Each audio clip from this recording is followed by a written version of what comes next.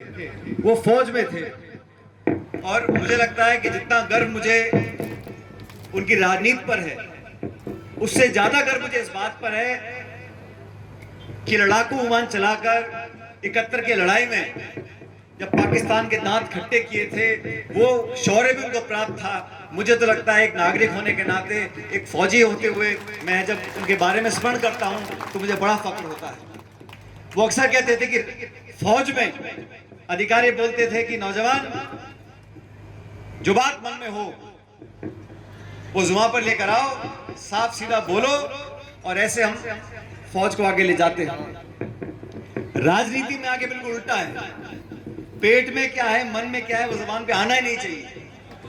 वो कहते थे उल्टी सीखोगे, तो कई साल लग गए उनको। फौजी तो सीधे सट बात बोलते हैं, हाँ तो हाँ, ना तो ना। और फौज में ऐसे होता है। अब राजनीति में उल्टा खेल है, किसी को ना नहीं बोल सकते, और जो मन में बात है वो कभी वोट पे आती नहीं है, अंदर ही अंदर वो गुड़के खाती रहती है। ये राजनीति और फौज में फर्क है। लेकिन जो संस्कार इंसान के होते हैं, जो परिवार संस्कार देता है, वो बदलते नहीं है। और जो सच्चे मन से, ईमानदारी से राजनीति करते हैं, उनको लोग पसंद करते हैं। अलग अलग मौके आते हैं, भाव आते हैं, हार जीत होती रहती है, लेकिन जनता के बीच संपर्क बनाए रखना, दुख सुख में भागीदार रहना, और हर समय पब्लिक का, जनता का ध्यान अपने जहन में रखना, ये मैं समझता हूं उन्होंने अपने जीवन में किया। और हम सब लोगों को भी उस रास्ते पर चलना चाहिए। और देश की राजनीति बदल रही है साथी। आज जो मैं दृश्य देखता हूं संसद के अंदर,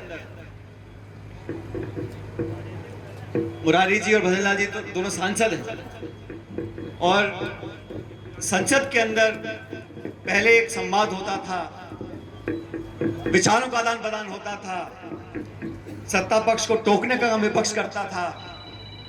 लेकिन आज जो माहौल बना है देश में, वहां दबाव की राजनीति है, सत्ता को हथियाने की राजनीति है, हर कीमत पर कुर्सी को पकड़ने की राजनीति है, लोगों की आवाज को कुचलने की राजनीति हो रही है। और जो लोग सत्ता के नशे में, सत्ता के घमंड में सोचते हैं कि जनता कुछ देख नहीं रही, हम विज्ञापन छपवा कर, विवाद खड़ा कर कर, मीडिया में अखबार, झंडा, बैनर, पोस्टर लगाकर लोगों का ध्यान भटकाते रहेंगे, ऐसा गलत है। जो लोग पीड़ित हैं, और मैं अभी मुरारी जी में गाड़ी बात कर रहे थे, इतनी अच्छी फसल इस बार हुई है आप सब लोगों की, मैं तो बधाई देता हूं। कई सालों बाद अच्छी बारिश पड़ी है, अच्छी फसल हुई है, चने की, गेहूं की, बढ़िया, सब मुस्कुरा रहे हैं। तो किसानों के साथ ऊपर वाला तो न्याय कर रहा है, लेकिन जो सत्ता में बैठे हैं, क्या वो न्याय कर रहे हैं? फसल खरीद पे हमने कानून बनाने की बात बोली, दोनों सरकारें चुप हैं, जयपुर वाले भी और दिल्ली वाले भी। हमने कहा अग्निवीर को समाप्त कर दो, फौजियों को सिर्फ 4 साल की नौकरी दे रहे हो, या न्याय है? उस पे सरकारें चुप हैं।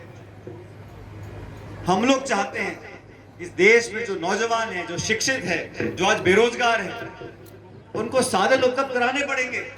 उस पर सरकार सिर्फ घोषणा कर रही है। मैं तो धन्यवाद देना चाहता हूं अभिमन्यु पूनिया जी का। इन्होंने विपक्ष में रहते हुए एक रोजगार मेला लगाया, सैकड़ों बच्चों को, हाथों हाथ लोगों को नौकरी दिलाने का काम किया। ये सोच का है, सोच का परिणाम है। तो जो लोग सत्ता में बैठे हैं, उनको भी सोचना पड़ेगा कि आप कब तक धर्म के नाम पर, मंदिर मस्जिद के नाम पर, हिंदू मुसलमान के नाम पर सत्ता हथियाते रहोगे। लोग वोट डाल सकते हैं, लेकिन जब पेट पर लात पड़ती है, जब किसानी फेल हो जाएगी, जब नौजवान हताश हो जाएगा, तब वो जवाब मांगेगा। इसलिए समय रहते सरकार को कदम उठाने चाहिए। प्रशासन, पुलिस, इस पर नियंत्रण नहीं है। अभी सीकर में पिछले दिनों कितना बड़ा हमला किया पुलिस के ऊपर, अभी भीलवाड़ा में कर दिया।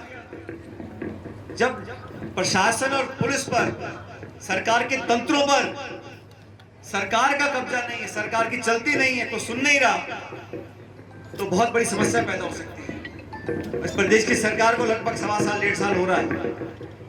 क्या तो उपलब्धियां हैं, यही बताने की कौन मंत्री है, कौन नहीं है। जिनको आपने जिम्मेदारी दी है, उनको जिम्मेदारी का निर्वहन करना चाहिए। मौका जनता ने दिया है, चाहे पूरा नहीं दिया हो मौका, आधा से ही दिया हो, लेकिन काम करना चाहिए, और नहीं कर पाए तो बंद कर देनी चाहिए दुकान। ये भी करना है, वो भी करना है, आधे मन से काम नहीं होते।